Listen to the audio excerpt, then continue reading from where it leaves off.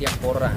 Bila mana ditemukan kejahatan apapun, ya wajib kita untuk memberitahu ke pihak yang berwajib, atau kita wajib untuk, kalau memang kita pertama, saya punya kemampuan dalam bidang obat-obatan, dalam bidang skincare atau apa yang diperdebatkan itu, mereka punya data mengenai, oh ini ada obat yang memang ada dia punya kandungan kimianya terlalu tinggi yang dapat membahayakan konsumen.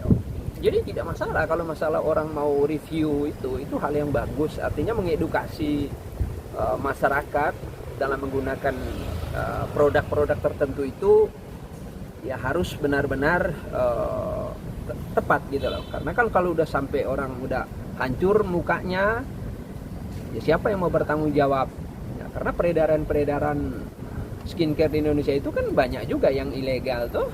Nah, terkait dengan siapa artis ya? Artis NM itu, kalau dari sisi perbuatannya dia untuk mereview buat saya tidak masalah. Dia mereview, mungkin dia punya kemampuan dalam hal produk, dalam hal kosmetik, dalam hal obat-obat itu. Kalau memang orang punya kemampuan untuk mereview nggak menjadi soal. Nah. Bang, tapi akhirnya dilaporkan dan jadikan tersangka dugaan pemerasan nih Bang. Abang melihatnya secara hukum seperti apa? Ya, dalam setiap tindakan pemerasan itu kan tidak bisa berdiri sendiri 370-nya. Maksudnya begini, pemerasannya ini tadi unsurnya itu terpenuhi atau tidak. Apakah dia menakut-nakuti, apakah dia mengancam untuk memberikan sebagian dan keseluruhannya harta benda yang bukan merupakan bagian dari haknya dia, atau apa? Tentu kan polisi pasti dalam menetapkan seseorang untuk menjadi tersangka itu paling tidak mereka sudah memiliki cukup bukti gitu loh.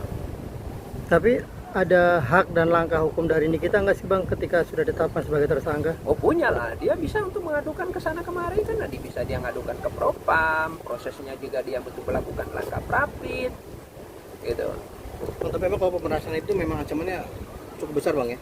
Ya ancaman itu kan minimal 5 tahun tuh, maksimal berapa tahun, belasan tahun lah. Tapi kan dia kalau tidak salah kan ada TPPU-nya tuh. Ya. Cuman TPPU-nya ini tadi ya kan harus dibuktikan dulu pidana pokoknya. Gitu.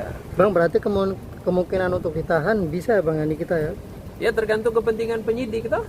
Kalau memang siapa artisnya itu tidak ada indikasi untuk kabur, melarikan diri, mengulangi perbuatan yang sama, ya mungkin penyidik nggak perlulah untuk menahan kan.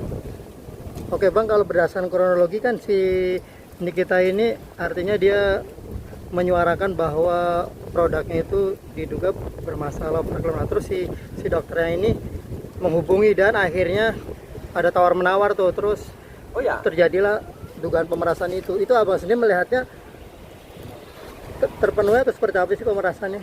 Jadi kalau pemerasan itu tadi kan pertama saya bilang dia tidak bisa berdiri sendiri. Apa alasan orang memberikan sebagian dan atau keseluruhan uang tadi?